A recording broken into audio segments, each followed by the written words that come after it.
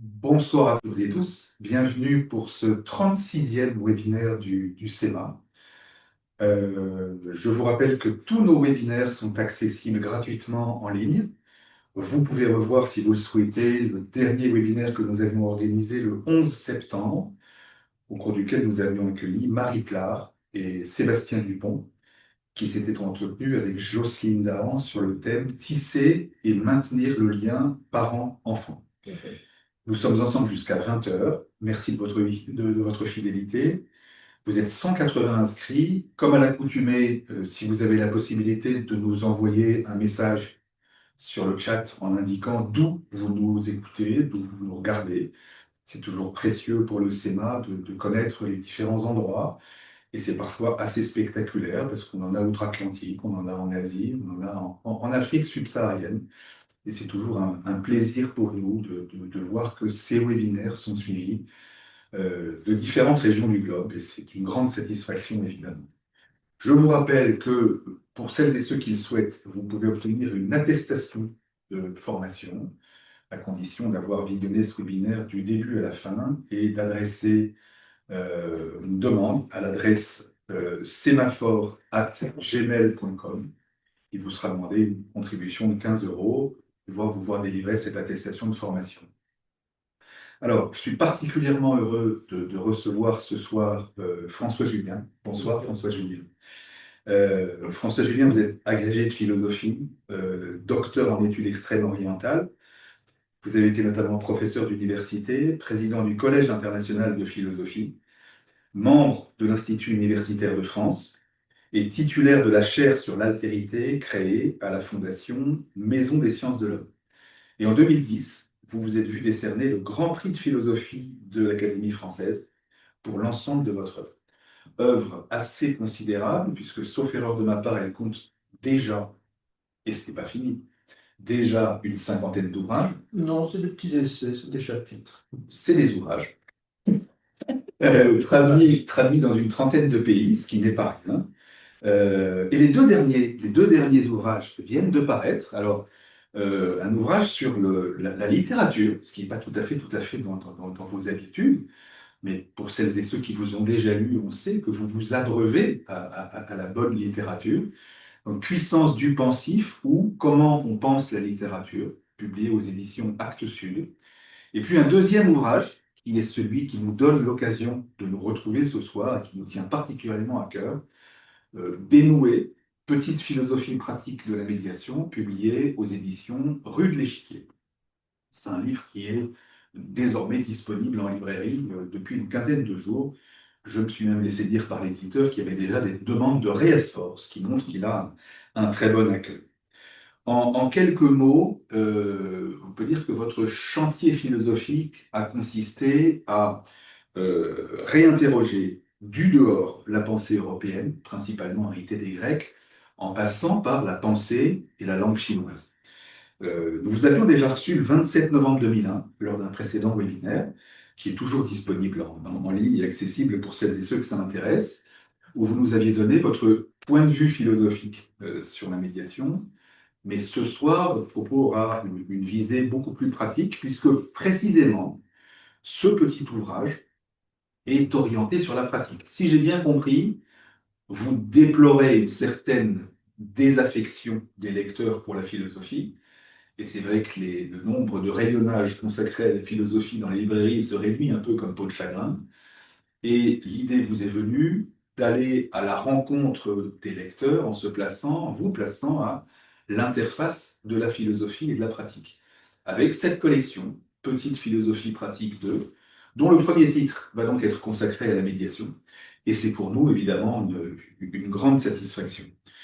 Une grande satisfaction parce que cet ouvrage, petit par son format, hein, mais grand par son utilité, est donc consacré à la médiation et à une vision de la médiation vraiment que nous partageons au SEMA, c'est-à-dire qu'on voit la médiation comme au confluent de la pratique et de la pensée, de la conceptualisation, qui viennent nourrir une forme d'intuition. Alors c'est ça qui est passionnant dans ce petit ouvrage, c'est que j'hésite pas à qualifier d'indispensable pour les médiateurs qui souhaitent réfléchir à leur pratique, parce que plutôt que d'être une méthode de médiation, comme on peut en avoir par ailleurs, plutôt même que d'être une sorte d'inventaire de techniques qui pourraient être mises en œuvre, cet ouvrage est plutôt une palette de concepts éclairants et inspirants. Et le terme palette me paraît d'autant plus adapté qu'on ressort de la lecture de votre ouvrage avec une vision un peu impressionniste de ce qu'est la médiation, sous différents angles, avec vraiment des inspirations qui peuvent nous permettre d'aller plus loin dans notre pratique de médiateur. Et si vous le permettez, j'aimerais commencer notre entretien par une controverse très, très limitée, hein, parce que je n'ose pas rivaliser. Vous indiquez dans l'introduction de votre livre que votre dessein est de proposer des outils élémentaires pour conduire une médiation de façon concertée. À titre personnel, j'ai un peu une difficulté avec ce mot d'outil.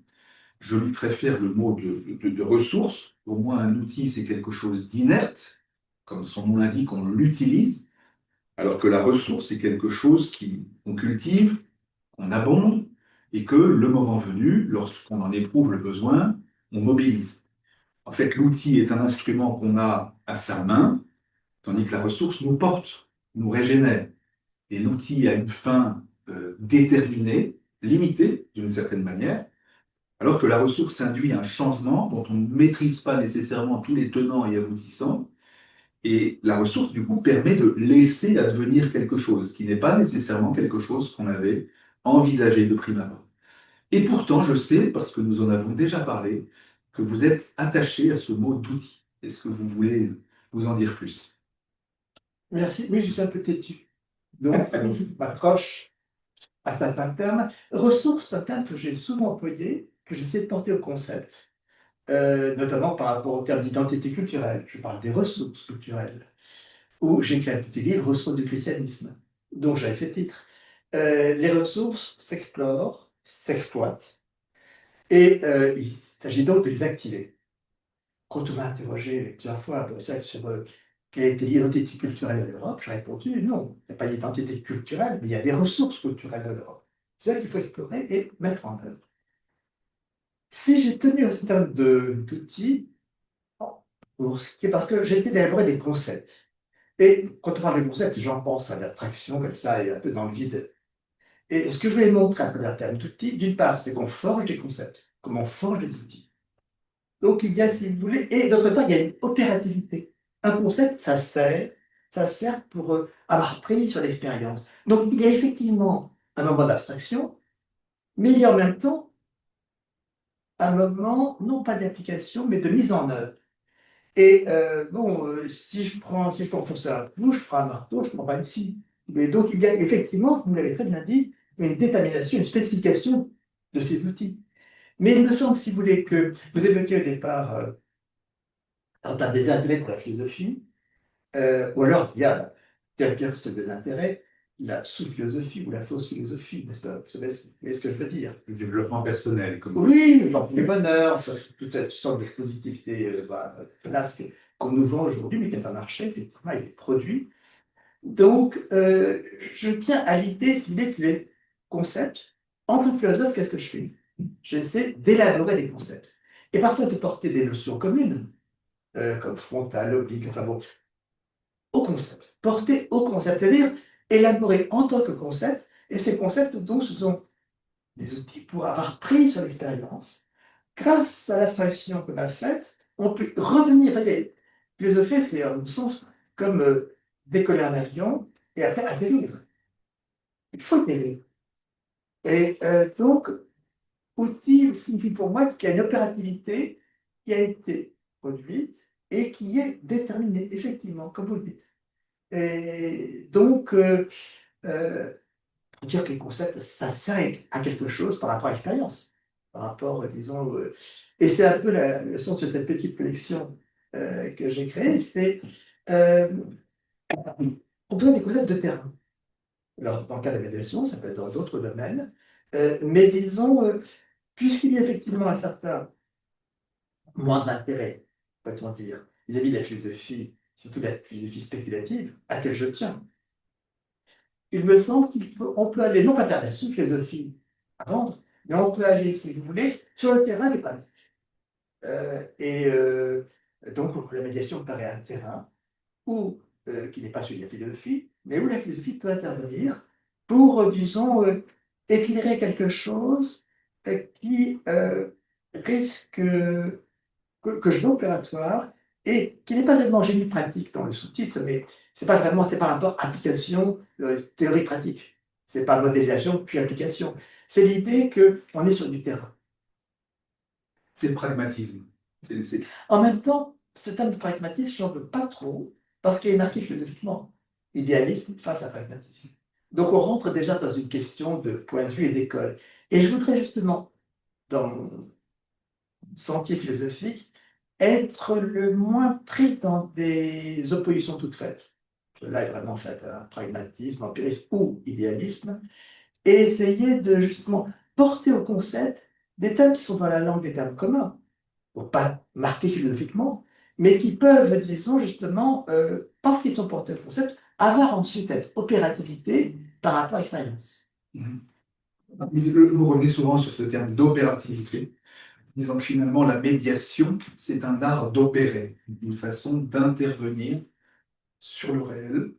Et c'est en ça que cette notion d'outil, pour vous, fait sens, avec Voilà. presque une sorte d'artisanat. Oui, tout à fait. On forge des concepts. On les forge comme dans une forge. C'est-à-dire, et on leur donne une certaine forme.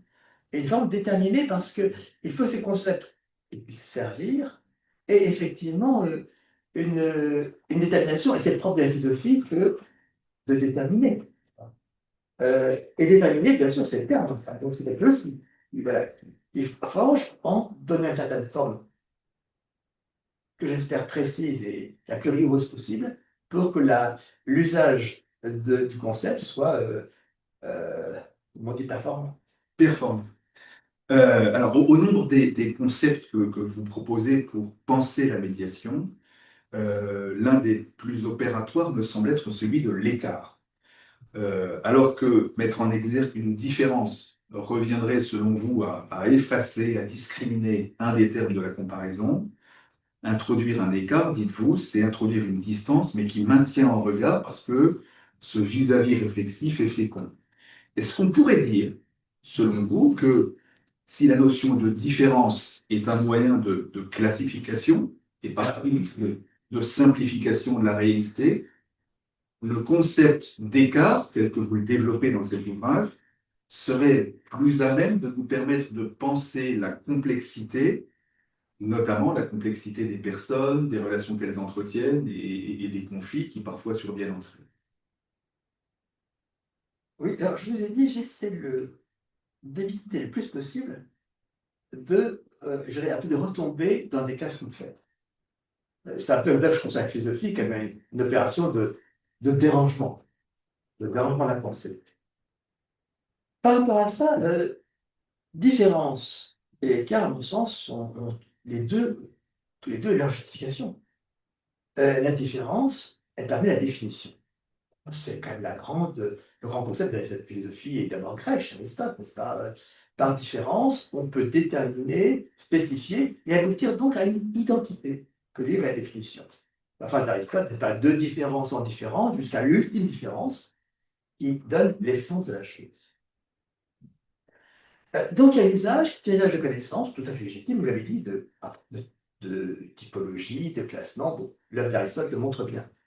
Simplement, il s'agit d'abord de penser qu'on va aboutir à une identité. Est-ce que tout s'identifie? C'est la question. Et la seconde question, la différence, elle isole. Elle isole, justement, dans une identité. Vous voyez, si je définis A par différence avec B, une fois que j'ai obtenu la définition de A par rapport à B, je laisse tomber B, j'ai plus besoin, j'ai A dans sa définition. Donc, si vous voulez, ce qui me paraît coûteux pour la méditation, c'est que la différence, oui, isole, donc laisse tomber l'autre. Alors, la question que je me posais, parce que pour moi, c'est quand même plutôt une œuvre d'imagination, puisque je n'ai pas de métier de médiateur. Vous allez me dire, quand un médiateur a deux parties en vis-à-vis, est-ce qu'il va traiter de ce vis-à-vis en termes de différence, ce qui risque d'isoler chacune des parties dans son côté, dans son coin, si vous voulez. Ou est-ce qu'il ne va pas plutôt en traiter en termes d'écart, puisque l'écart, vous l'avez bien dit, c'est une distance ouverte. Il ne s'agit pas disons, de recouvrir cette distance, de la dissimuler. Mais cette distance ouverte, euh, ce qui me paraît important, ce n'est pas donc une distinction, c'est une distance. Cette distance ouverte, ce qui me paraît important, c'est que, vous l'avez dit, elle n'a qu'à l'autre en regard. Donc, on a des parties qui viennent en médiation. J'en traite en termes de différence. Je vais donc les isoler l'une de l'autre. Comment pourrais-je faire jouer, enfin, œuvrer en médiation dans cette situation? Alors, si j'essaie de voir quel est l'écart des positions, donc du vis-à-vis, euh, du même coup, je mets chacun en regard de l'autre. Et c'est de cette mise en regard de l'un vis-à-vis de l'autre que je peux espérer intervenir entre médiateurs pour commencer à travailler le rapport en jeu. Alors, ce qui me paraît d'autant plus important dans la figure de l'écart, c'est que l'écart, je dis, ouvre une distance, mais qui maintient un regard. Donc, du même coup, je fais apparaître un entre les cas E, c'est-à-dire between, un entre, et cet entre, il est en tension, puisqu'il procède d'un écart. Donc, cet entre en tension, parce qu'il est en tension, il fait travailler. Et c'est du fait que ce vis-à-vis entre les parties médiatrices, enfin, en champ de médiation, c'est donc cette tension de l'entre les parties dont il me semble que le médiateur peut tirer lui aussi profit pour faire travailler la relation des deux parties et donc eh bien, essayer de, d'avancer dans ce qui peut les opposer, alors que les termes de différence, eh bien, ils œuvraient chacun de son côté. En somme, la différence nous amène à focaliser sur l'un ou sur l'autre, et peut-être même que ça emporte une sorte de préférence, peut-être parfois d'exclusivité, tandis que l'écart nous amène à considérer également l'un et l'autre et à mesurer ce qui les sépare et ce sur quoi on peut travailler dans l'entre, précisément. Oui, parce que je crois que c'est que la différence, si vous voulez, elle identifie. Donc, si, j'imagine, en situation de médiation, on va identifier la position de l'un, la position de l'autre. Mais une fois qu'on a identifié, qu'est-ce qu'on fait? Qu'est-ce qui peut mettre au travail les deux personnes, positions vis-à-vis? Alors, si j'explore jusqu'où les écarts, voyez, n'ayant pas peur d'explorer les écarts, mais que je conçois donc ce vis-à-vis, c'est-à-dire cette opposition forcément, mais ce vis-à-vis en termes d'écart, aussitôt, je mets les deux, il y a exploré l'écart, je mets les deux parties en vis-à-vis, elles se regardent, si vous voulez. Et c'est du fait qu'elles puissent se regarder que je peux, disons, tirer parti pour engager une médiation. Et c'est le point sur lequel j'ai bien insisté dans ce petit livre, c'est qu'il procède, disons, de la relation elle-même. Et pas qu'il soit comme ça, en surplomb. En surplomb. Donc, au fond, tout ce petit livre repose sur cette opposition. C'est non pas un projet transcendant à la situation, mais du dedans même de la situation et de son évolution possible. Donc, ce qui la travaille, par émanence, essayer de faire advenir une médiation qui ne soit pas notre forçage, mais qui puisse trouver du dedans même de la situation et du travail effectué en elle, eh bien, disons, une issue possible.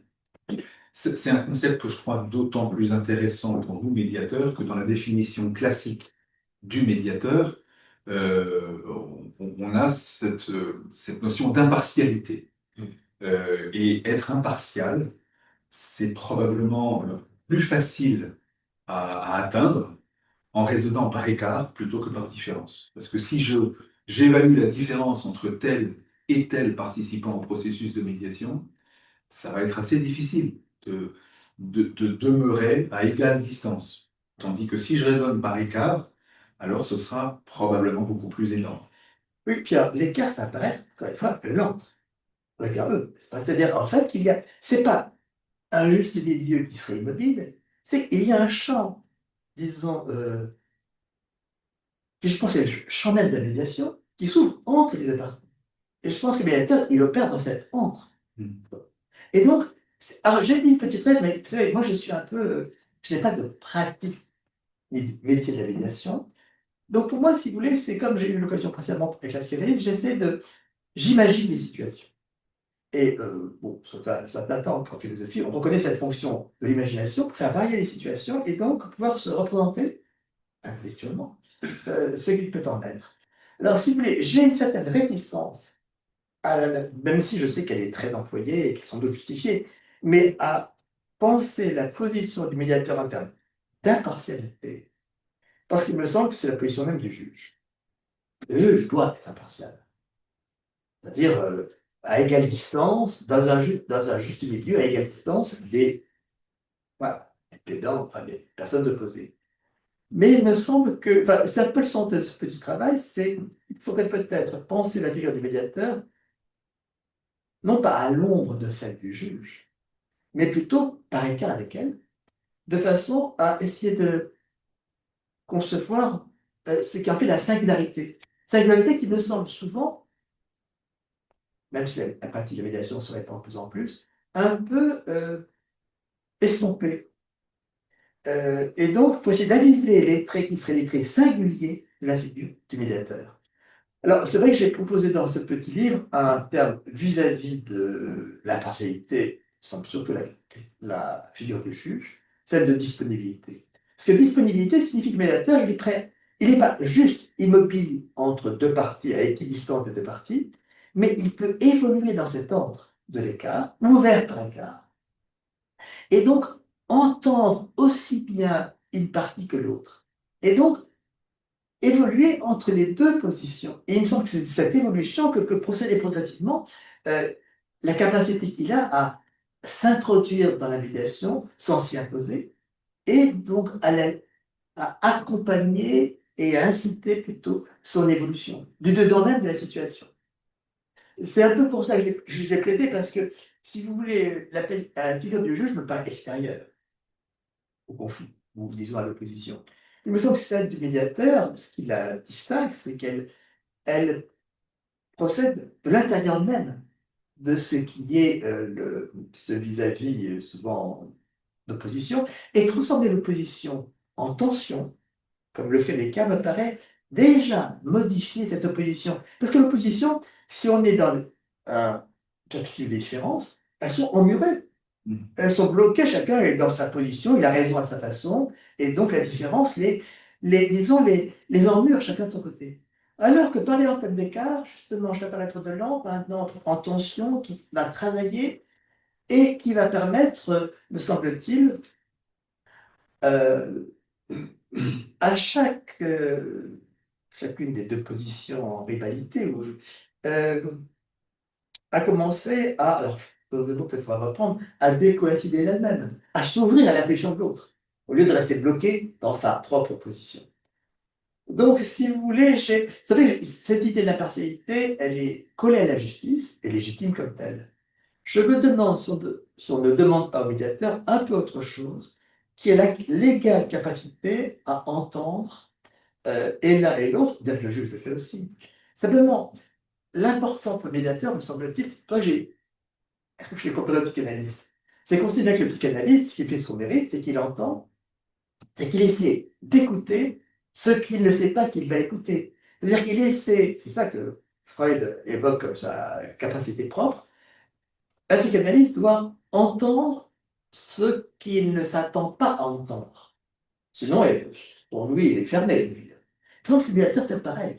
Quelqu'un qui écoute non seulement ce qui est exposé à la situation, mais qui écoute aussi l'implicite, qui écoute aussi les ambiguïtés, qui écoute donc toutes sortes des choses qui sont en germe, en possibilité. Et c'est en écoutant ces possibilités, ces petits débordements, ces petits écarts, qu'il peut, disons progressivement, s'insérer dans l'opposition engagée, de façon à y mettre du jeu et à commencer à médire.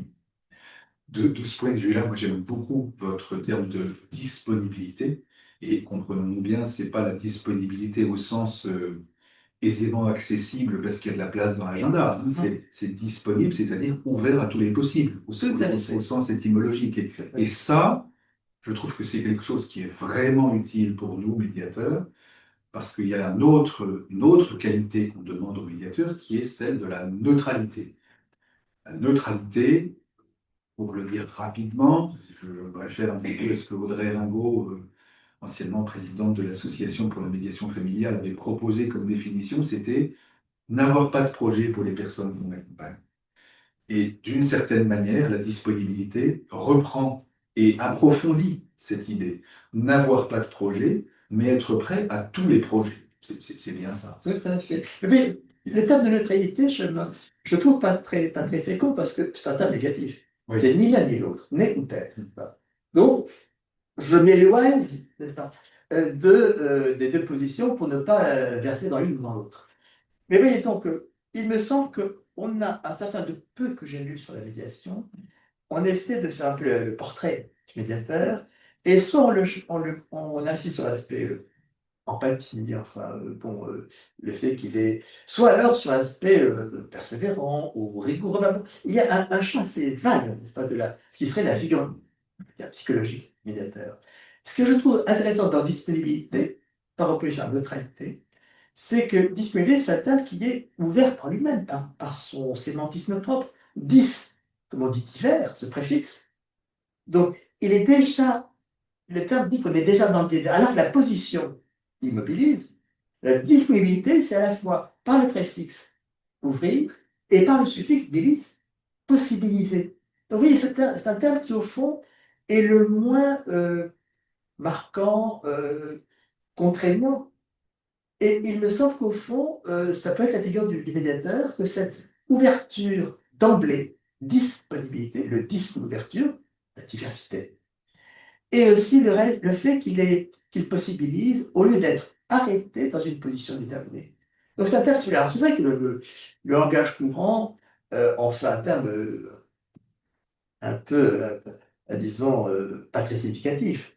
Mais justement, ce qui m'intéresse, mon travail de philosophe, c'est de ne pas partir forcément des concepts déjà philosophiques, estampillés philosophiques, mais d'écouter un peu la langue commune, et donc l'expérience qui se livre à travers elle, pour, de ces mots qui paraissent, disons, un peu courts, les porter au concept et essayer d'en exploiter la richesse.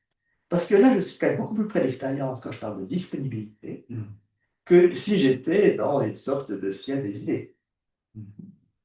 On va revenir tout à l'heure sur ce terme de décoïncidence que vous avez abordé, parce qu'il est central dans votre travail aujourd'hui.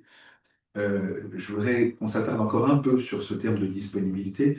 Peut-être dire aux personnes qui nous écoutent qu'elles ont bien sûr la possibilité de nous poser des questions. Préférez, s'il vous plaît, la fonction chat plutôt que la question question-réponse. Et on tâchera de relayer vos questions de manière à ce que François Julien puisse être vraiment aussi près de vos préoccupations. Je reviens à cette notion de disponibilité parce que c'est vrai qu'au fil de votre ouvrage, vous entretenez justement cet écart entre le procès et la médiation, entre le juge et le médiateur. Moi, ce qui me frappe, c'est que lorsqu'on a un procès, in fine, on a un jugement, un arrêt, qui sont fondés sur des attendus. Qu'en médiation, on a plutôt de l'inattendu. Donc là, on a un bel écart pour le coup. Est-ce que on pourrait dire que l'une des principales qualités du médiateur serait justement cette disponibilité, cette capacité de s'adapter à l'imprévu et de laisser advenir ce qu'il n'avait pas envisagé? Oui, alors, si j'ai marqué un peu cet écart entre le juge et le médiateur, c'est parce que la figure du juge, c'est la figure très éclairée de la tradition européenne, depuis les Grecs, avec notamment cette sorte d'accouplement premier, avant même la Grèce classique et la philosophie, entre justice et vérité. C'est la même figure dans la Grèce archaïque, Diké et Aletheia.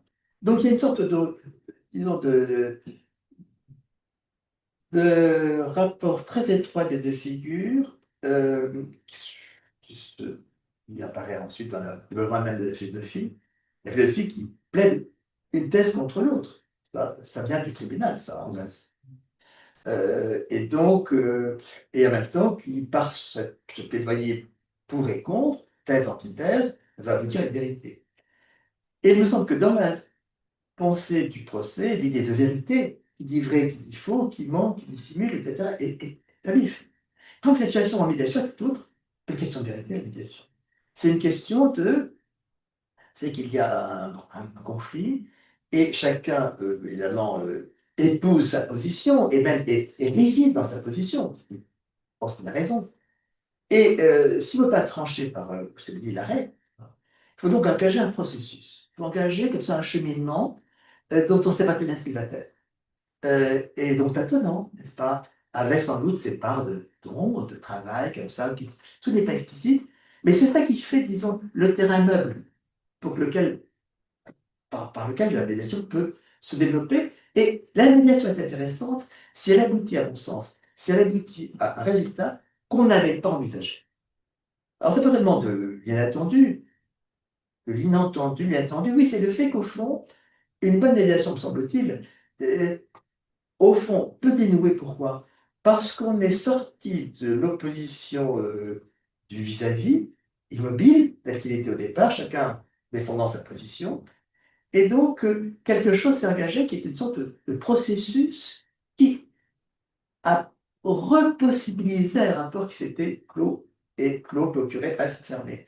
Donc, c'est là que disponibilité peut être un terme intéressant. C'est qu'il dit, mais au fond, c'est ouvert. Et ce n'est pas une question de verdict ou d'arrêt, etc., qui va clore à un moment donné, donc forcément de façon, je dirais, imposée, mais qui va cheminer autant qu'il faut pour que le vis-à-vis commence à jouer et que quelque chose puisse émerger de la situation elle-même telle qu'elle va se transformer. C'est ça qui me paraît être la ressource, si vous voulez, de la médiation. Oui, et puis il y a un autre écart aussi entre le juge et le médiateur, c'est que le juge rend sa décision à partir de règles de procédure. Il y a un code de procédure civile, un code de procédure pénale, un code de justice administrative, et tout ça, ce sont des règles qui viennent de l'extérieur, et qui s'imposent. Alors que vous êtes très sensible au terme de processus, c'est-à-dire de mon point de vue, j'ai le sentiment que c'est quelque chose qui se déploie de l'intérieur. Et c'est en ça, finalement, que la médiation produit des effets auxquels les personnes adhèrent beaucoup plus volontiers et de façon plus durable, parce que ça se déploie de l'intérieur et ça n'est pas quelque chose qui est imposé de l'extérieur. Tout à fait. Mais le mot procès en français, il voit cet égard, parce qu'il y a les deux sens. Oui. Voilà. Procès judiciaire et procès au sens de processus. Comme on dit maintenant, souvent process, c'est ça. Oui. J'aime pas cet anglicisme qui, en fait, dénature le mot. Mais bon, donc je crois qu'effectivement, c'est pour ça qu'il y a des différences vraiment de logique entre les deux. C'est que la justice se rend par euh, une décision, mais qui est aussi un acte et une détermination de la parole. Peut-être qu'avec par rapport avec le film, il y a Locos qui énonce cela de façon définitive. Et on sait bien que les jugements, ils doivent être précis. Ils doivent être, disons, vraiment déterminés. La médiation, je crois que c'est une toute autre logique. Et par rapport à cette logique, le goût d'empirisme ou de pragmatisme n'était pas suffisant. Je pense qu'il y a une cohérence profonde à ce qu'on envisage autrement la situation, non pas pour aboutir à un verdict, mais pour aboutir à quelque chose qui sera une issue. Et une issue qui vient du dedans, je l'ai dit, du dedans même de la situation engagée, et une issue qu'on ne peut pas prévoir au départ. Donc, qui chemine. Vous voyez, ce terme de cheminement me paraît important parce que ce n'est pas de l'ordre de l'action, de la décision. Le cheminement, c'est un certain itinéraire qui va progressivement se développer, du dedans même disons, de ce qui a été le conflit ou l'enjeu de cette situation. Et donc, cheminer, c'est pas savoir où on va. C'est être en chemin, et c'est ce chemin qui est sa propre justification, avec l'idée que quelque chose va résulter de ce chemin parcouru, engagé. Donc il me semble que c'est vraiment une autre cohérence que celle de la justice.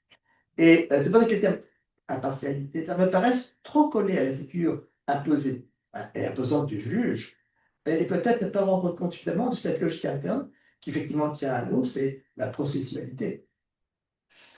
Alors, la définition de la médiation et du médiateur, c'est un chantier toujours renouvelé. On y a encore travaillé récemment au sein du Conseil national de la médiation, mais je me dis qu'on a encore des progrès à faire pour se pour s'éloigner encore de la figure du juge. À propos de cheminement des vies, il y a un concept que vous nous proposez dans votre ouvrage que je trouve aussi extrêmement inspirant, c'est celui de viabilité, par écart avec la vérité. Est-ce que vous voudriez nous en dire plus? Oui, alors d'abord, je forge un peu des mots, n'est-ce pas? Viabilité, je ne crois pas que ce soit dans le dictionnaire. Viable, non. Mais, vous voyez, porter au concept, c'est ça, c'est partir un mot, qui est pas moi un mot un peu plat, viable. On l'attend pas dans le champ philosophique, mais de le porter au concept pour effectivement, par écart avec le grand attendu de la philosophie qui est la vérité, eh bien, tracer une autre possibilité. Alors, fiabilité, il me semble que c'est l'enjeu effectivement de la médiation, non pas la vérité, ce qui est du côté du juge et de la philosophie, mais peut-être davantage du côté de la psychanalyse, parce qu'au fond, je ne pense pas que le psychanalyste, ce qui soit en jeu dans la psychanalyse, c'est savoir la vérité du sujet. Mais c'est, disons, de décoincer le trauma dans lequel la personne se trouve, rendre sa vie viable à nouveau. Donc, viabilité me paraît apporter au concept, pour dire au fond que ce qui est en jeu, c'est de remettre Du un passage. chemin possible, un passage, disons,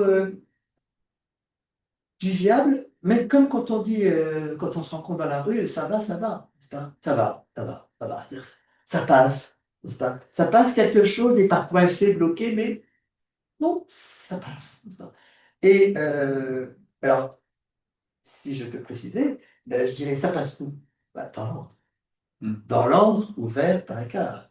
Cet antre, bah, c'est par là que c'est dans cet antre que la médiation doit passer, doit cheminer pour, disons, dénouer.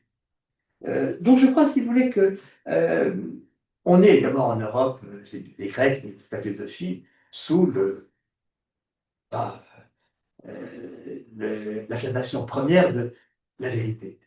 La vérité étant comme l'objectif même de la pensée, de la recherche de la vérité, etc. Mais je pense que la tradition européenne est, il y a, disons, une ressource infinie à ce concept de vérité. Mais il se trouve d'emblée quand même très, très scindé, parce qu'il y a toutes sortes. Toutes les questions de vérité, aussitôt, si vous voulez, s'exposer les unes par rapport aux autres, en thèse, antithèse, etc. Le jeu est un peu fermé. Alors que si je parle de viabilité, si je porte un mot concept, je dis quelque chose de tout autre. Puisque la viabilité, c'est la vérité, c'est au bout du chemin, comme étant, disons, ce bout désiré, alors, fin du trajet. La viabilité, c'est un chemin. C'est progressivement que ça devient viable. Et donc, ça veut dire que ça décoince ce qui s'était figé et on se remet à cheminer. Et c'est le fait que les deux parties se remettent à cheminer, bah, d'où vient, si vous voulez, la possibilité, à mon sens, de la médiation, du dénouer de la médiation. Je comprends. Vous êtes intervenu cette semaine au CNAM, dans le cadre de la Semaine internationale de la médiation. Vous avez donné une conférence à l'occasion de laquelle vous avez insisté sur les vertus de l'indistinct, ce que vous appelez l'évasif, le clair-obscur, comme s'il s'agissait d'un milieu propice à la maturation du compossible, qui est là aussi un concept sur lequel on va revenir dans un instant. Et je ne vous cache pas que ça m'a un peu déconcerté parce que dans ma pratique de médiateur, je considère qu'il y a toujours une étape de clarification. Clarification des éléments d'information dont dispose chacun. Clarification du sens des mots communément employés et que chacun peut investir de façon distincte. Et à bien y réfléchir, peut-être que cette clarification serait nécessaire si vous cherchez à faire émerger une vérité commune, mais que précisément, le but de la médiation n'étant pas de faire émerger une vérité commune, il pourrait peut-être être efficient de réserver une part d'évasif, d'indistinct, pourquoi pas d'ambiguïté. Est-ce que c'est bien de ça dont il s'agit? Oui, alors, du côté de la justice, comme de la philosophie, on fait du logos. Logos, c'est-à-dire un discours qui détermine, qui assigne et qui détermine. Évidemment, parce que le grand parti pris de la pensée européenne, c'est l'être. Et l'être, il est autant qu'il est déterminé. C'est ce que. Voilà. C'est la position de départ de la philosophie. La vérité se détermine. L'infiabilité, je ne parle pas qu'elle se détermine. Et il me semble qu'il y a là un écart essentiel, parce que je crois qu'il faut sortir de la figure du médiateur je l'ai dit, de l'empirisme, du pragmatisme, une sorte de savoir-faire un peu comme ça, euh, dû soit à un doigté, soit une empathie, soit un métier acquis. Enfin, il y a des choses qui sont. Parce qu'il y a une cohérence fondamentale, non explicitée, mais fondamentale à ça. Alors, j'ai entendu mon CNAM, quelqu'un qui estimablement vous accueillait, dire la médiation, c'est pas le discours. Quel discours? Est-ce un discours logos, discours de détermination, ou est-ce peut-être un autre mode de parole? Parce que la détermination, elle bloque, elle arrête. Si on détermine la différence, comme on dira, entre quelques parties, c'est mort. Je vois jamais de médiation possible. Chacun va plaider, puis après, il faut un jugement extérieur, comme vous l'avez dit, qui va trancher. Donc, est-ce qu'il ne faut pas entendre une autre ressource de la parole que la parole du logos déterminant et assignant, celui du droit comme de la philosophie, pour penser une parole qui soit justement, qui laisse du jeu. Sinon, il n'y a pas d'espace pour la médiation s'il n'y a pas de jeu. Qui laisse de l'antre. Et de l'antre d'abord, qui n'est pas de la détermination. Ce qu'il faut quand même dire sur cette antre ouverte à l'écart, c'est que ce qui, pour moi, caractérise l'antre dans son principe même, c'est que l'antre n'est pas d'œuf. Parce que l'antre, c'est entre. C'est ni l'un ni l'autre. C'est donc, il n'y a pas d'en soi, il n'y a pas d'essence. On ne peut pas se saisir en termes d'être. C'est pour ça que la philosophie grecque, mais européenne dans son ensemble, n'a pas su penser l'antre. On ne sait pas penser l'antre, parce qu'on pense des termes, déterminés, des termes qui sont donc assignés, définis, qui ont leur identité. Identité, il faut entendre, identité, c'est idem ens, c'est de l'être, qui est le même. Est-ce qu'on fait la justice avec ça? Est-ce qu'on fait de la médiation? Il me semble donc qu'il faut peut-être accepter l'idée que, bien sûr, ça passe en parole, mais que la parole du médiateur est une parole qui n'est pas forcément, qui se défend d'être seulement de détermination et d'assignation, une parole qui effectivement accepte le vague, l'ambigu, le flou, ce qui pourrait être précisé ensuite, pour clarté, je veux bien à la fin, ou en cours de route, mais seulement à titre temporaire, parce que sinon il n'y a pas de jeu pour la médiation. Il faut donc, je crois que le vague, l'évasif, j'aime bien le mot évasif, parce qu'en français, vous voyez, c'est un terme alors, qui est négatif, bien sûr. Si on dit de réponse évasive, c'était une mauvaise réponse. Non, peut-être pas. Une réponse évasive, ça peut être une ressource. Car justement, on ne sait pas trancher, et donc ça laisse la parole disponible, tout le système de disponibilité, et donc c'est ouvert. Donc je crois qu'il faut entendre. Alors, moi j'étais amené à l'entendre un peu, parce que pour avoir fréquenté, disons, la langue et la pensée chinoise, de voir que l'évasif, c'est évaser, évader, c'est ce qui n'est pas donc ça contenu déterminé, donc il laisse du jeu. Et je crois que, enfin, mais parce que la médiation, elle a fait évidemment sous la figure du médiateur, mais on en fait un peu tous les jours dans sa vie. Enfin, je veux dire, et il me semble que comme une réponse évasive, c'est peut-être très opportun, parce que ça évite de trancher, d'exclure, de fermer l'avenir. C'est commencer à amorcer, comme j'aime à dire, amorcer une possibilité qui, au départ, est vague, mais pourra progressivement se préciser. Donc, je crois qu'effectivement, il faut aller un peu à l'encontre de ce que nous avons comme attendu premier de la parole, à savoir la détermination, côté du juge, côté du philosophe. Et alors, dans notre culture, la parole est basée, c'est celle de la littérature, dans ce qu'on appelle le pensif. Mais la phrase de Mallarmé, ta vague littérature. Donc, si vous voulez, Mallarmé est un poète qui a, disons justement, euh, fait. Parce que faut dire que la poésie française, si vous me permettez cette parenthèse, mais là, je ne fais que reprendre les traces de Rimbaud, euh, c'était de la classification, la mise en vers, voilà, estampillé. Donc, c'était. Voilà, Voltaire n'a pas un vers poétique, même s'il a écrit plus la pléiade de versification. Donc, la poésie et la France a été parfaitement consciente, je dirais à partir de Hugo, Paul Claire, le dieu de la poésie dit Rimbaud, a cette capacité de l'ambigu, du vague, de ce qui n'est pas déterminé. Et donc, chez Mallarmé, tu as un littérature. termes de suggestion, d'indication, vous voyez, tous ces termes qui ne sont pas déterminants. Et il me semble que c'est une ressource dont le médiateur pourrait peut-être tirer parti. Donc, accepter l'idée que l'évasif est un moment, disons, coopérant dans la médiation. Et être évasif, c'est aussi s'affranchir de la forme, justement par rapport à la versification dont vous parliez à l'instant. Ce qui est beau peut-être dans le terme évasif, c'est, puisqu'on a à l'esprit le terme évaser, une sorte d'élargissement. C'est ça. Et élargir, c'est peut-être aussi en médiation, élargir son horizon, élargir son point de vue, mais c'est aussi élargir, c'est aussi rendre la liberté à quelqu'un. Et donc peut-être que si les personnes sont élargies en médiation, ça leur redonne de la viabilité qui s'invente, alors que la vérité se détermine. C'est bien ça? Oui, et vague, évasion, évasion, c'est vague. Non. Donc, j'aime bien ce terme évasif parce qu'à la fois, c'est évaser, c'est ça. Le vase déborde, et c'est évasion. Donc, on n'est pas contenu, on n'est pas payé. Donc, il y a l'idée effectivement d'affranchissement. Et il me semble qu'il y a donc une fonction justifiée de la détermination de la parole, mais il faut penser aussi à la ressource inverse, qui est donc la parole qui laisse du jeu, qui laisse voilà, cheminer, etc. Donc je crois que c'est que moi, ce qui m'a dit cette affaire de la médiation, puisque je ne pas mon métier, vous savez, je suis philosophe et jusqu'au bout des ongles, donc je défends le parcours philosophique, mais c'est justement de mettre en fin de cette détermination philosophique un autre. Un autre dont je me dis, mais il est fécond. Et la philosophie pourrait peut-être aussi entendre cette ressource. À la fin de mon petit livre sur le pensif, c'est ce que j'essaie de faire.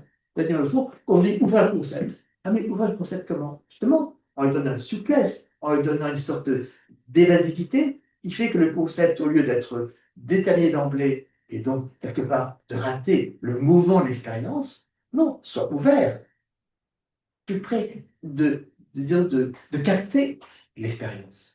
Donc, je crois, si vous voulez, moi, c'est ce qui m'intéressait dans cette réflexion engagée grâce à vous, d'ailleurs, sur la médiation.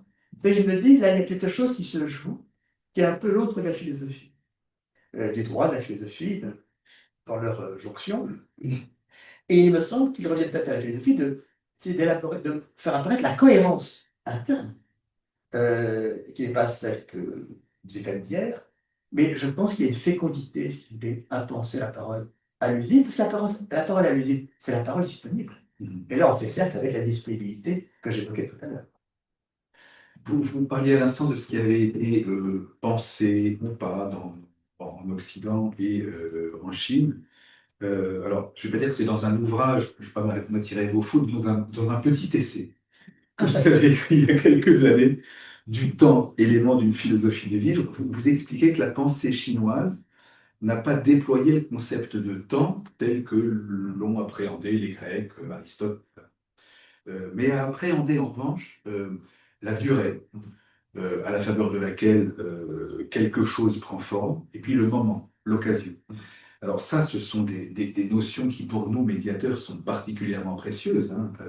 Cette notion de durée qui permet la maturation du conflit, la transformation d'une situation, d'une part, et puis le moment opportun, l'instant où on discerne que quelque chose qui jusqu'à présent n'était pas possible du point de vue des personnes est en train d'advenir. Euh, Comment est-ce qu'on peut comprendre que ces notions de durée et de moment aient été si peu présentes dans la philosophie occidentale? Et est-ce que vous pouvez nous éclairer sur ces notions de manière à ce qu'on se les approprie en médiation? Merci de le dire, et d'abord, merci de votre lecture, puisque je crois que vous saisissez là quelque chose qui est effectivement essentiel dans le vis-à-vis des langues pensées chinoises et européennes. J'évite le mot Occident parce que je le trouve très idéologique. Je préfère dire Europe parce que l'Europe, il y a une réalité historique et culturelle. Euh, et puis dans l'Occident, on met beaucoup de choses, y compris qui n'est pas l'Europe. Bon, et puis l'Europe qui est le passeport de l'Europe. Donc, ce que je pense important, c'est de situer l'Europe la volée. Mais par rapport à ce que vous dites, ce n'est pas essentiel, parce que c'est au fond la question du temps en philosophie, elle est étrange, parce qu'à la fois, depuis les débuts de la philosophie, on dit le temps, on ne sait pas ce que c'est. Simplement parce que on constate que le passé n'est plus. Comme on pense en termes d'être, le passé n'est plus, le futur n'est pas encore, et le présent n'est que le point de passage du futur, vu par, avec particulier, du futur vers le passé, pas comme la flèche du temps qu'on imagine aujourd'hui. Donc, le temps nous pose cette question, c'est qu'il n'est pas, il n'existe pas, il n'est passage. Et ça a été, vous savez, la grande perplexité de la philosophie grecque, chez Aristote, qui d'avoir une existence obscure. Et les sceptiques disaient le temps n'existe pas. Donc, vous voyez, ce qui me paraît frappant dans la question du temps en Europe, c'est qu'à la fois, c'est une énigme et c'est une ornière. Parce qu'on n'en décolle pas. Toute philosophie a sa philosophie du temps. Et je me demande si quelque chose là n'est pas un peu fossilisé. Et c'est pour ça que je suis passé du côté chinois, à la langue chinoise, où il y a dû constater un erreur, c'est que le mot temps en tant que tel n'existe pas. La preuve, c'est qu'il va le traduire fin du 19e siècle en chinois et en japonais. Et comment on traduit? Par entre moments. Vous voyez le terme de moment. Et donc, le couple notionnel dans la Chine ancienne, c'est pas le temps et l'espace, c'est l'espace et la durée. Et la durée, c'est caractère Thuot, c'est un homme qui ouvre les jambes. Alors, la Chine nous a appris à penser la durée, le duratif. C'est-à-dire, parce que ce qui est, ben oui, ce cours des choses, du processus, que j'ai appelé transformation silencieuse, bref, euh, ce renouvellement continu qui ne pose pas la question du début et de la fin. C'est ça qui est très caractéristique. C'est que nous avons une conception du temps parce qu'il nous faut un début des choses, une fin des choses, enfin, et disons, euh, en même temps que la Chine disposait d'horloges, notamment hydrauliques, aussi, voire tout perfectionnées qu'en Europe. Seulement, on mesure la durée, les durées. Le temps, c'est quand même l'idée que. Parce que la durée, c'est toujours la durée de quelque chose, d'un processus, d'une vie, d'un monde. C'est la durée de. Le temps, c'est abstraction du processus pour, disons, dans une sorte de forme de, vide de toute référence à quelque chose de plus particulier. La question que je me suis posée, c'est est-ce que la notion de temps était vraiment utile? Est-ce qu'on n'a pas affaire qu'à des durées? Alors, vous savez, c'est le grand concept qui a promu. Est-ce vraiment un concept? Puisque ça, la grande étude de personne, enfin, la durée. Contre le temps spatialisé qui nous vient des Grecs, pour Aristote, la définition du temps, c'est le moment entre l'avant et l'après. Entre A, un point A et un point B, je vais de Paris à Versailles, voilà. Ça c'est le temps aristotélicien. Et puis il y a un autre temps grec, plutôt platonicien, qui est, euh, Platon dit, image mobile de réalité, donc c'est par rapport à, non pas au physique du déplacement, mais à la métaphysique, si vous voulez, à l'éternité de l'être, dont aurait chuté, en termes de Clopin, le temps. Le temps, puisque le temps, en fond, ce serait l'image mobile d'un être immobile dans son éternité. Bon, et tout ça, quand même, repose sur l'idée quand même de Dieu. Chez Augustin, qui est quand même repris la chose de façon extrêmement nouvelle, il y a donc d'où je viens, où je vais, par où je passe, et puis où je suis. Et où je suis, c'est Dieu. C'est le seul point stable dans cette vision, tout est en devenir.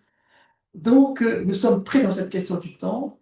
Et vous voyez, Augustin, si je dis un mot de lui, c'est qui fait qu'il a transformé la question, c'est que quand on dit le temps, c'est pas si ça existe, les Grecs l'ont dit 100 fois, oui, mais il dit, il y a ce dont je me souviens, c'est le passé, ce que j'attends, c'est le futur, et ce à quoi je suis attentif, c'est le présent. Donc, il fait advenir la figure du sujet. C'est moi, sujet, qui, du fait que j'attends, du fait que je me souviens, du fait que je suis attentif à, qui déploie des possibilités du temps. Donc, c'est une scène philosophique très marquée, celle de l'Europe, avec cette énigme qui la passionne. Donc, c'est une énigme qui fait avancer la philosophie. Chaque grande philosophie repense la question du temps. Vous voyez, chez Husserl, le présent c'est ça. Oui, mais il y a prétention, contention. On peut, comme il dit, code commun, n'est-ce pas? Donc, le moment présent, il se déploie, il est encore dans ce qui vient juste de passer et déjà à l'œuvre dans ce qui va venir. réflexion qui était magnifique, mais dont je me dis qu'on n'aurait pas intérêt à lui mettre en vis-à-vis une tradition qui est passée à côté. Et parce qu'elle ne pensait pas en termes d'être, elle n'a pas pensé donc le devenir comme être un gris ou en échéance, mais le processus. Et le processus, c'est toujours la durée d'un processus. Donc, effectivement, avec deux notions qui vont s'épauler l'une l'autre, le moment, donc dans son caractère d'instant, et la durée. Et c'est en fait le renouvellement des moments qui fait la durée, et bien sûr, l'arrière-plan chinois, c'est quoi? C'est les saisons. Donc, c'est les saisons, c'est à la fois, c'est le terme premier pour moment, c'est saison. Donc, il y a des saisons, et ces saisons se renouvellent, donc par alternance. Donc, les quatre saisons, et celles qui font la transition, comme du printemps à l'été, ou comme de l'automne à l'hiver, et celles qui font mutation, comme de l'hiver au printemps, ou disons de l'été à l'automne. Donc c'était un cours. Le cours des saisons, ce qu'appelle la grande pensée qu'on trouve en Chine, au Japon, n'est-ce pas, tout ce qui est saisonnier, assaisonné, enfin toute cette cohérence-là, par rapport à quoi, eh bien, on a des durées, elles peuvent être synchrones, comme quand on écrit l'histoire des principautés, mais elle n'appelle pas à penser un temps homogène, abstrait. Alors je pense qu'il y a quelque chose à tirer pour la médiation de cela. Parce que la médiation, au fond, c'est faire confiance à la durée. Et c'est sortir de la perspective de l'action à un instant, et puis du dernier moment, n'est-ce pas? Euh, et je suis sensible à tous ces termes qui évoquent la gestation, pour trouver sa disponibilité, pour trouver là où peut intervenir le médiateur, puisque comme on sait, il l'a bien rappelé souvent, il n'a pas d'autorité propre, donc sauf, bon.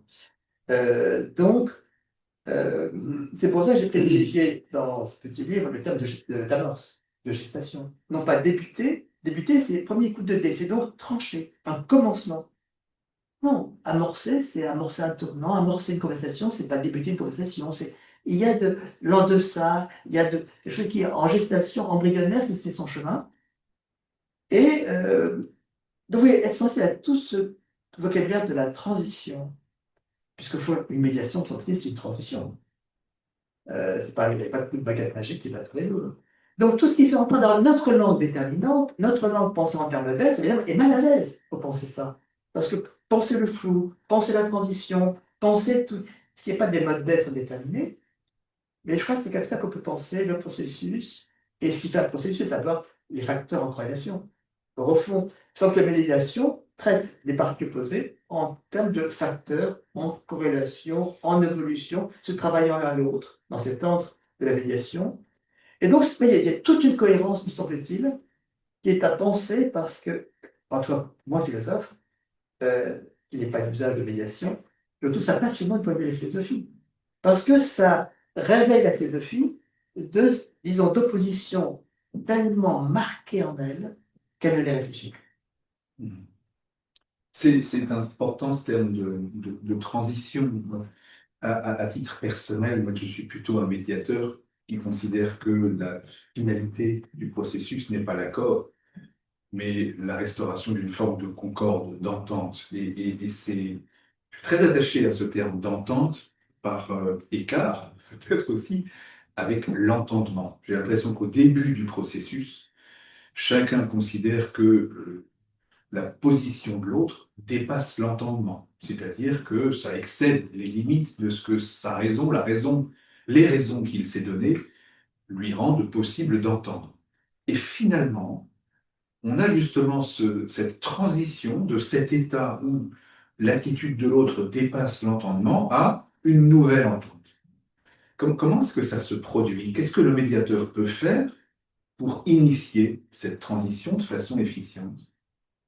Alors oui, je trouve que ce jeu entre entente et entendement est tout à fait pertinent parce que en français, entente est large aussi. Attends, parce que quand on dit c'est entendu, c'est bien de l'ordre du compris, si vous voulez. Et en même temps, donc on est entre le perceptif et puis l'intellectuel. Voilà. Donc là aussi, il y a du jeu. Alors, pour dire d'un mot, la Grèce a fait le choix, non pas de l'entendre, d'abord de lui, mais de la vue. C'est un grand choix grec qui marque tout notre vocabulaire grec, enfin, de la pensée, de l'entendement, justement. Quand on dit idée en grec, c'est voir, théorie, c'est voir, etc. Et l'œil de l'âne, dit Platon ensuite, homo tes psyches. Alors, c'est une chose que j'ai entendue en Chine, ça, justement.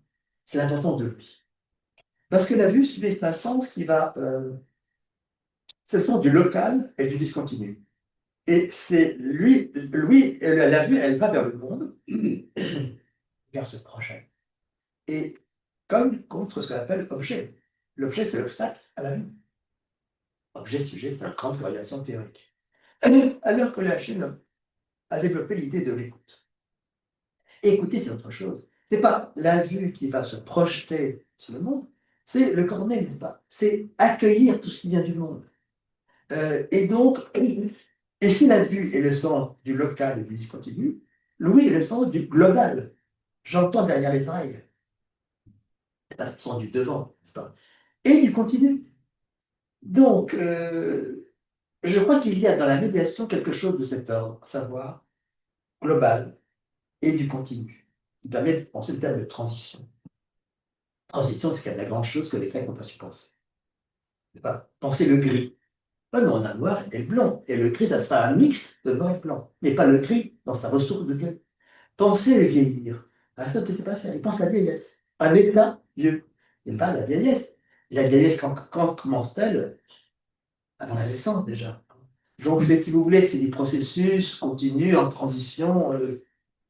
Donc, si vous voulez, je crois qu'il y a une intelligence de cela qu'il faut développer, et notamment ce point de départ entre l'ouïe et la vue. Mais pour dire intelligent chinois, et je pense que c'est un peu le cas pour le médiateur, tomber, entendant, voyant. Avoir le regard, l'écoute, l'entente, entendant, voyant. Magnifique. Oui, entendre. Et donc, si vous voulez, je crois qu'il faut. Le médiateur, c'est quand même. Je reviens à la question de la partialité. C'est quelqu'un qui. Je me sens qu'il doit savoir écouter autrement que le juge. Puisque le juge, il essaie de discerner la vérité. Donc, il va soupçonner chacun de tricher ou de mentir, enfin bon. Alors que nous sommes médiateur ne fait pas ça. Au fond, il n'a pas soupçonné. Il n'a pas cherché ensuite à trancher, mais à écouter le plus possible pour voir dans ce qu'il entend quelque chose qui pourrait être une ressource pour engager la médiation et faire qu'elle prenne pied progressivement. Alors, on entre dans le dernier tiers de notre entretien. Je crois qu'il est grand temps qu'on aborde ce concept de décoïncidence qui vous occupe beaucoup. Dans votre essai, Politique de la décoïncidence, paru aux éditions de l'Aisne, vous décrivez une situation de saturation du positif, où plus aucun négatif par conséquent ne travaillerait, et qui d'avance est stérile et s'enlise dans sa positivité. Lisant cela, ça m'évoquait irrésistiblement ce qu'il est convenu d'appeler en droit précisément le droit positif, c'est-à-dire ce qui constitue des règles applicables en un lieu donné, en une époque donnée. Et effectivement, le corpus normatif sur lequel les juridictions fondent leurs décisions se compose d'une intrication parfois inintelligible de règles de droit, qui restreignent finalement l'horizon des possibles. Pareillement, la jurisprudence, par son mécanisme d'analogie, induit une forme de conservatisme, bride un peu la créativité, puisqu'on fonctionne par précédent, pas autant que dans les pays de common law, mais quand même, on a des précédents jurisprudentiels. Et dans ce même livre politique de la décoïncidence, vous dites le même se branchant sur du même, le semblable s'emboîtant dans du semblable, se sécrète une autoconfortation idéologique qui fait chape, sans laisser soupçonner ni l'aliénation qu'elle impose, ni sa facticité. Est-ce qu'on peut considérer, à cet égard, que la médiation est une pratique qui illustre ce concept de décoïncidence, en ce qu'elle fissure, pour reprendre vos termes, ce qui fait chape, et ouvre l'éventail des possibles que des justiciables peuvent concevoir par eux-mêmes?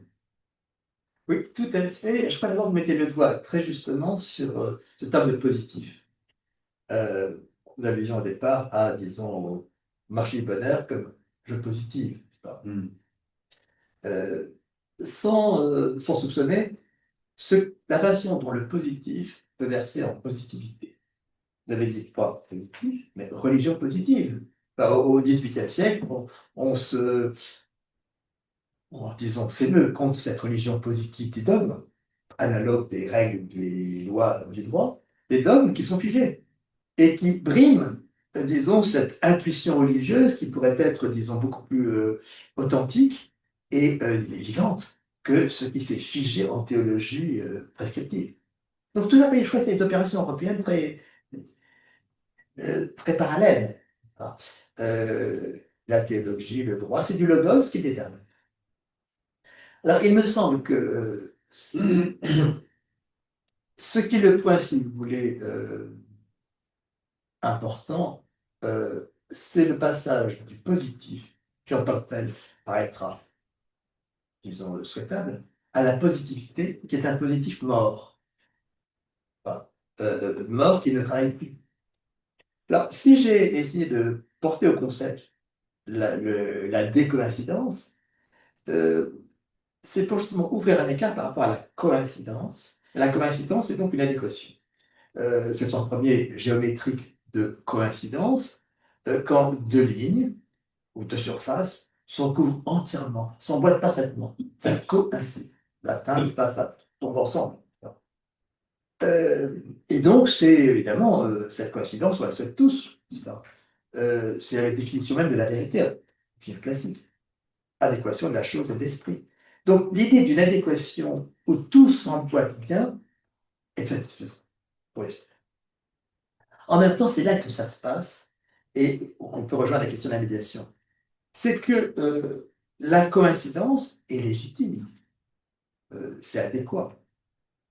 Euh, mais justement, du fait que la coïncidence soit légitime, elle se satisfait d'être légitime, elle se satisfait d'être coïncidence, et par là même, elle s'immobilise dans sa coïncidence, et de positive qualité, elle devient positivité.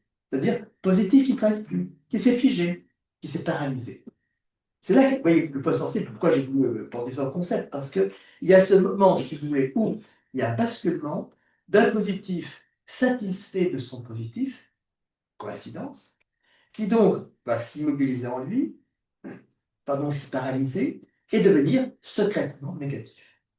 Sans qu'on le soupçonne, sans qu'on s'en rende compte. C'est ça qui me paraît, disons, euh, devoir être réfléchi pour voir comment fissurer ce qui s'est bloqué. C'est l'enjeu pour moi politique de ce concept de décoïncidence. Je ne vais pas aller très loin, la France d'aujourd'hui est bloquée dans des coïncidences idéologiques. Et je crois qu'il faut les fissurer pour ouvrir des possibles en France, remettre la situation politique, sociale en chantier. Alors, décoïncidence me paraît si bien un concept à large spectre. Je dirais, vivre, c'est décoïncider du déjà vécu. Sinon, je m'enlise dans ce que j'ai vécu et j'avance plus. Ma vie devient répétition, et non pas, comme vient de le dire, reprise. Reprise, parce que la reprise, c'est justement, c'est pas seulement répéter, c'est ouvrir à un nouveau possible. Je dirais, je ne pense qu'autant que je décoïncide du déjà pensé, ou de ce que j'ai déjà pensé. C'est-à-dire de ce qui s'est arrêté, n'est-ce pas, dans une certaine détermination, qui peut être satisfaisante, qui peut être parfaite, mais simplement le fait de s'y arrêter bloque. Euh, et je pense que, alors, avant de venir à la médiation, si je pense au terme de il semble qu'il en va de même. Au fond, un psychanalyste n'est pas quelqu'un qui va dire la vérité au sujet, de, qui serait sa vérité propre, si vous voulez. Simplement, il peut inciter, et je pense que j'emploierais le même terme pour le médiateur, inciter l'analysant, le patient, enfin, celui qui va sur le divan, euh, à décoïncider de la position traumatique dans laquelle il s'est installé. Au fond, il y a une fixation traumatique euh, dans laquelle le patient à la fois souffre, mais qui lui plaît. Ça, Freud l'a bien dit, n'est-ce pas? Donc, vouloir convaincre le patient de ce dont il souffre, vous dira bien sûr, il n'y a pas convaincre, mais inciter le patient, l'analysant, à décoïncider de la coïncidence traumatique dans laquelle il s'est installé. Il fait souffrir, sinon il n'est pas par le psy, et en même temps dans laquelle il est bien parce que c'est une sorte d'adéquation de soi avec soi. On est bien dans sa névrose, même si ça fait oui, Freud, pire que lui, il dit, il aime sa folie comme lui-même. Mais il doit encore davantage sur cette complaisance qu'on a avec cette sorte de coïncidence qui nous fait être au sens figé. D'où, par exemple, que le médiateur, il est un peu dans cette position. Au fond, quel est son travail si ce n'est d'inciter, je ne dis pas aider, je ne dis pas convaincre, inciter chacune des parties à décoïncider de la coïncidence de sa position qui, à chacune des parties, paraît justifiée. J'ai raison, je suis dans mon droit. Mais avec quoi on ne pourra pas faire de médiation. Donc, est-ce qu'il ne faut pas inciter les deux parties à les aider à fissurer la coïncidence justifiée, mais bloquant le rapport engagé, de façon à rouvrir des possibles. C'est un peu, pour moi, le terme qui justifie de penser la décoïncidence, c'est rouvrir des possibles. Parce que disponibilité, déjà le médiateur, il joue avec de la possibilisation en termes d'être, en termes de partie tranchée, mais possibiliser la parole, l'allusif, le vague, possibiliser, si vous voulez, la situation, en détectant les facteurs porteurs qui peuvent progressivement la transformer. Donc c'est oui, l'homme de la possibilisation, repossibilisation. On est arrivé à un blocage, non, pas repossibiliser du dedans même de la situation. Donc c'est ça qui fait la richesse de la figure du médiateur. Évidemment, ce n'est pas en termes d'être, si vous voulez. Il détermine, etc. Et là aussi, vous proposez par ce concept, c'est que par rapport à cette coïncidence politique, ce qu'elle a de bloquant, il y a un terme dont on nous rabat les oreilles maintenant depuis quelques mois, c'est le mot de compromis. Je crois que le mot de compromis ne vous est pas très cher. Vous y préférez le terme de compossible, le terme de rouvrir des possibles. C'est quoi exactement le compossible? C'est ce qui n'est pas le compromis. Le compromis, si vous voulez, c'est l'idée qu'on va faire chacun des concessions. On va lâcher un peu de laisse. Et donc, il s'agit non pas d'ouvrir sa position, mais je reprends toutes les formules familières, mais parce qu'il n'y a sans doute pas de justification plus forte, quand on dit couper la poire en deux, mettre de l'eau dans son vin, enfin, tout ce qu'il y a, si vous voulez, chacun fait un petit bout de chemin. Bonne volonté. Mais on ne sort pas du rapport de force. On montre tout simplement que plutôt que de s'exterminer, on aurait intérêt à céder un peu. Compromis, ce n'est pas la compromission, donc ce n'est pas honteux, mais c'est céder suffisamment pour que l'autre s'adoucisse. Ça me paraît effectivement pas fécond, parce que si vous voulez, on reste dans le rapport de force. Donc ce qu'on appelle, c'est pas genre de l'expression gagnant-gagnant, pas le compromis. Non, ça c'est temporaire. Un compromis reste dans la situation enlisée comme elle est. Simplement, il appelle une sorte de bonne volonté de concession. On n'est pas sorti du rapport de force. Donc, on voit bien sur la scène politique ou sur la scène internationale. Je sais d'un jour, un petit bout, mais demain, dès que je peux reprendre l'initiative et avoir barre à nouveau sur l'autre, je le ferai. Donc, c'est temporaire et c'est finalement très décevant. Alors, ce que je propose, au terme du co-possible, justement, en faisant travailler cette ressource du possible, la possibilisation, la repossibilisation, etc., c'est l'idée qu'il faut, même si ça s'engage comme un compromis, ce compromis ne sera viable que si en fait il est porté par la compossibilité. On peut commencer par le compromis. Bon. Mais simplement, il faut qu'il soit porté, déployé par une compossibilité qui fait que chacune des parties, non seulement n'a pas trop cédé à l'autre, mais comme on dit, il trouve son compte, ou mieux, il trouve son possible. il trouve son possible. Alors, ça paraît peut-être très abstrait, mais je prends quelques exemples. J'ai cité dans mon petit bouquin l'édit de Nantes. Ben voilà, il y avait 50 ans de guerre civile, de guerre religieuse, et destructrice. Et l'édit de Nantes, c'est pas de trouver un compromis entre protestantisme et catholicisme, la Vierge, etc. On va couper un peu la part en deux, c'est très vérité. Non, c'est autre chose. C'est de se dire, voilà, il y a cette opposition qui nous détruit, et on va faire en sorte que chacun puisse vivre avec lui dans une possibilité ouverte qui est qu'on va retirer tout ce qui est dogmatique, n'est-ce pas, les groupes déterminants, etc., et stérile, possibilité morte, si vous voulez, pour remettre du viable. Remettre en France, au début du XVIIe siècle, du viable. C'est l'édit de Nantes. Évidemment, le retour de ça, le retour du bâton, c'était l'invocation des l'édit de Nantes. Un nouveau clos, fermé, exclu, enfin bon, bref, l'inverse. Vous voyez, je prends l'exemple je prends l'exemple entre. C'est pas un exemple, c'est le présent entre Israël et Palestine, si vous voulez. Est-ce qu'actuellement on fait un compromis ou un impossible? Ça se joue là. Vous voyez, c'est pas, disons, une distinction théorique que je fais. C'est que tant que entre Israël et les Palestiniens, ce sera des compromis, ça ne marchera pas. Ça sera le jour d'après, on ne sera pas dessus, ou le jour même d'ailleurs. Hein. Alors que si on trouve une compossibilité, alors là, ça, entre deux États, hein, qui puissent vivre ensemble, parce que viabilité et vivabilité pour moi, n'est-ce pas? C'est tout ça qui est du même registre.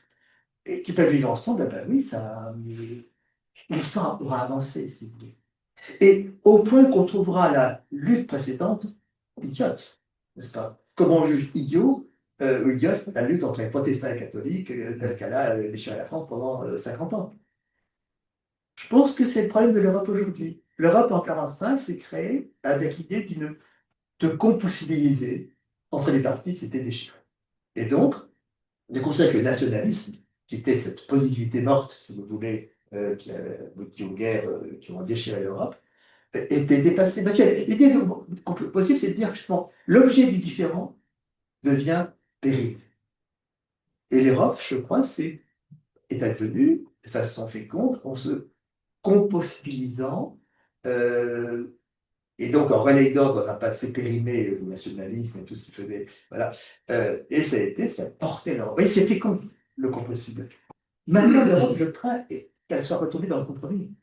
Qu'elle ait perdu cette logique de copossibilité créant du viable et ouvrant l'histoire, c'est-à-dire ouvrant des possibles, pour devenir être un marchandage, les zones de pêche, enfin, bon, tout ce qu'on sait comme étant du marchandage, qu'on accepte parce qu'on dit et l'Europe est maintenant en perte de puissance, donc il faut, bon, voilà, ça sert de salvé.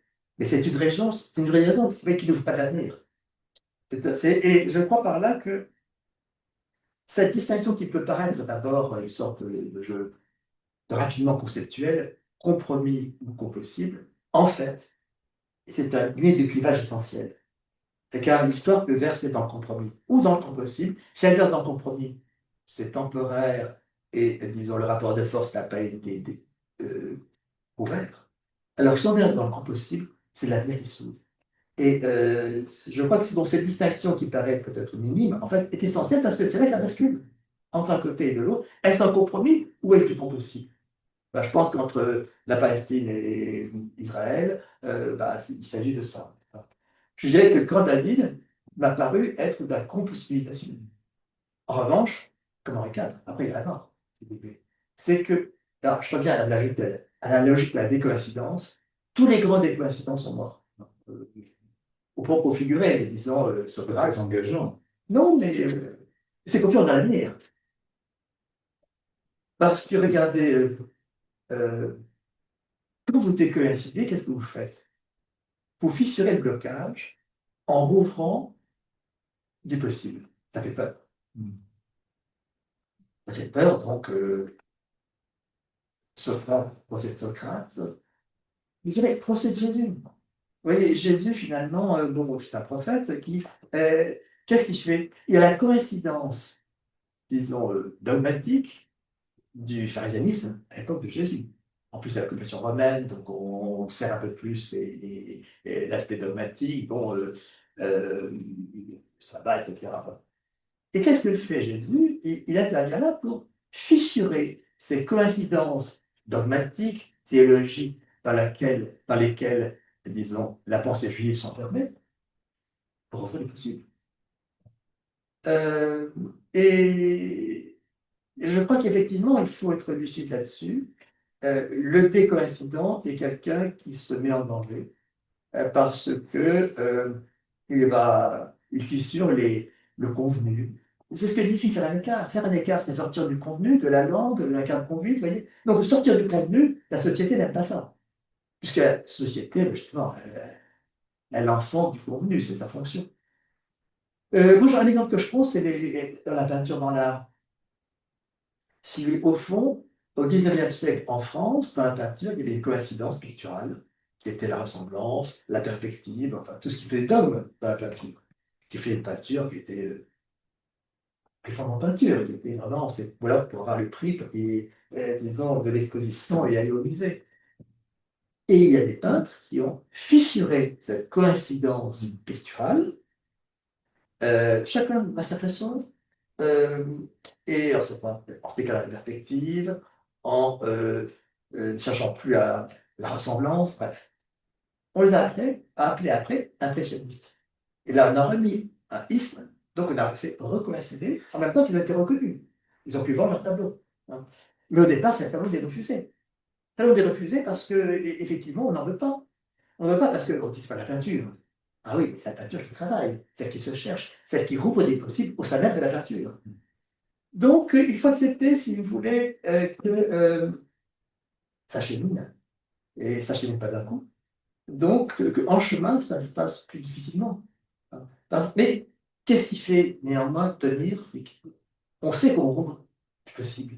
Donc, et qu'au lieu de projeter des buts, ce qui est très rassurant, parce que les buts qu'on projette, c'est toujours à partir du passé. Non, ouvrir des possibles, ça c'est risqué. Parce que le possible, on ne sait pas ce qu'il va être. Et au départ, il est évasif. C'est de l'amorce. Donc, c'est quelque chose qu'on ne maîtrise pas.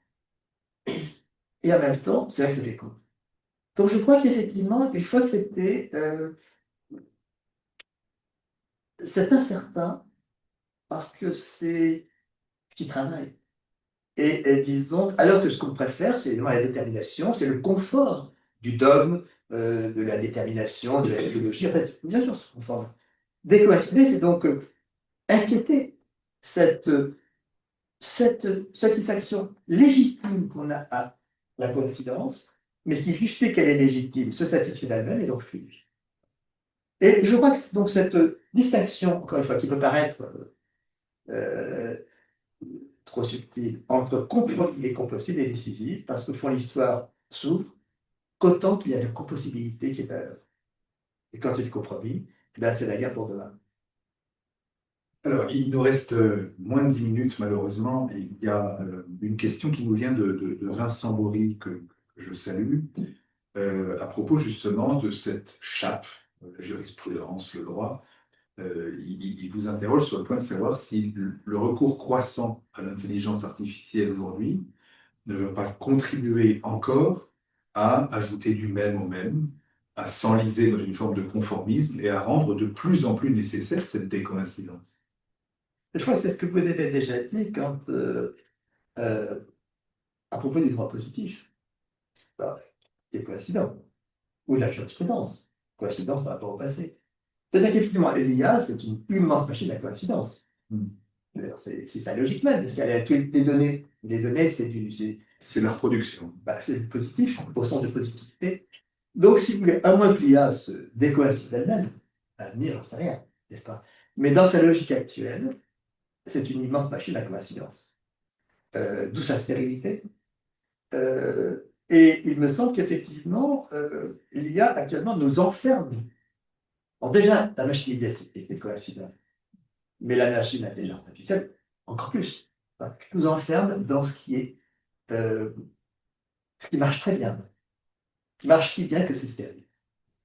Et donc, la décoïncidence, c'est justement remettre l'écart, horaire des fissurés, remettre les gâteaux. Je reviens à cette formule, ouvrir les possibles, remettre en chemin, faire à nouveau travailler la pensée, la société. Donc, il me semble que effectivement, nous sommes de plus en plus enfermés dans la coïncidence, encore une fois, la machine médiatique, la machine d'intelligence artificielle, le fonctionnel. Et la société aime ça. La société, qu'est-ce qu'elle veut? Ça fonctionne. Et c'est ce qui fait que, pour moi, la philosophie, c'est quand même l'entreprise intellectuelle de décoïncidence. Qu'est-ce qu'un philosophe? Un philosophe, c'est quelqu'un qui s'écarte. C'est-à-dire qui ouvre un écart par rapport à tout ce qui coïncide, est en adéquation, marche bien, et puis laisse aller. Alors, il y a un questionnement philosophique que je trouve essentiel et peut-être brûlant d'actualité, c'est que nous est-il permis d'espérer? Est-ce que, si on transpose ce questionnement dans le champ de la médiation, est-ce qu'il nous est permis d'espérer, selon vous, que l'essor de la médiation soit une forme de résurgence de la délicatesse, de l'attention portée à l'autre, euh, de revivification du lien social? Est-ce qu'on peut espérer ça? Ah, je vous écoute et je me trouve très conscient, parce que c'est la grande question consciente. Il y en avait trois. Que puis-je connaître? Que dois-je faire? Qu'ai-je le droit d'espérer? Dans le juridique, quand tu étais là. Moi, je pense qu'on peut en espérer beaucoup plus que cette sorte de, disons, de ouverture de la figure du médiateur, figure qui serait plus civilisée, qui permettrait de moins exclure, etc. Je pense qu'il y a une profonde, enfin je reviens sur le terme de cohérence, pour lesquels le mot logique est à être origine déjà, une profonde cohérence à exploiter à titre de ressource vraiment, dans cette capacité à faire cheminer les choses, à préserver l'évasif, en tout cas comme moyen d'opérer, à non pas renverser mais fissurer. Vous voyez, si j'ai privilégié le terme de fissurer, c'est par opposition au grand verbe, disons que la philosophie la génération précédente, sous ses grands noms, n'est-ce pas, Foucault, Derrida, c'est le renversement, renverser l'état physique. Donc, la différence, comme grand concept de l'époque, n'est-ce pas, contre l'un, l'identique, tout ça, qui étaient les termes de lettres. Mais si vous les renversez, quelque part nous maintient sur le terrain de ce qu'on a renversé. S'écarter, c'est plus modeste, c'est pas théâtral, mais c'est commencer à avoir une distance qui fait qu'on se dégage des partis pris, y compris des implicites, si vous voulez, qui formaient le terrain précédent. Qu'on s'en décale, qu'on s'en dégage. Le terme décalé, je l'ai souvent dit, c'est un terme qui paraît beau dans la langue, encore un terme modèle, pas conceptuel, mais décalé, c'est quoi? C'est un petit bouger. Il me semble que le médiateur fait des petits bougers. C'est pas le coup de baguette magique, c'est petit bouger par petit bouger. Et progressivement, donc c'est décaler, c'est bouger un peu, et en même temps, parce que je bouge un peu, je peux enlever la cale. Et donc le médiateur, il fait les deux. En fait, il fait faire des petits bougers, modestes, et en même temps, il enlève la cale sur laquelle est calée, la position est l'un et l'autre, n'est-ce pas? Donc, il décale dans ces deux sens. Et je me demande, si vous voulez, donc moi, la logique de tout ça, c'est quoi? C'est que c'est fictif. On n'est pas dans le champ du vrai, faut ça. Non, à l'œuvre, effectif. Et c'est ce qui me paraît intéressant pour penser la poétique. Et penser aussi ce qui peut être pensé. Enfin, c'est-à-dire se décaler de ce qui s'est figé dans la pensée. Merci François Julien. C'est toujours un bonheur de vous écouter. On est déjà au terme de notre entretien, malheureusement. Alors, quelques annonces comme à notre habitude. Tout d'abord, je vous rappelle ce magnifique ouvrage que vous avez très certainement envie de vous procurer maintenant. Dénouer, petite philosophie pratique de la médiation, paru aux éditions de C'est l'Échiquier. seulement un chapitre. C'est très court. La plus ennuyeux, là. Que vous dites. Je voudrais annoncer également que dans le prochain numéro de la revue Intermédiaire, que probablement la plupart d'entre vous connaissez, paraîtra un entretien que nous avons eu avec Joël Dunoyer et François Julien dans le prochain numéro du mois de novembre, sous le titre justement Faire de l'impossible un compossible.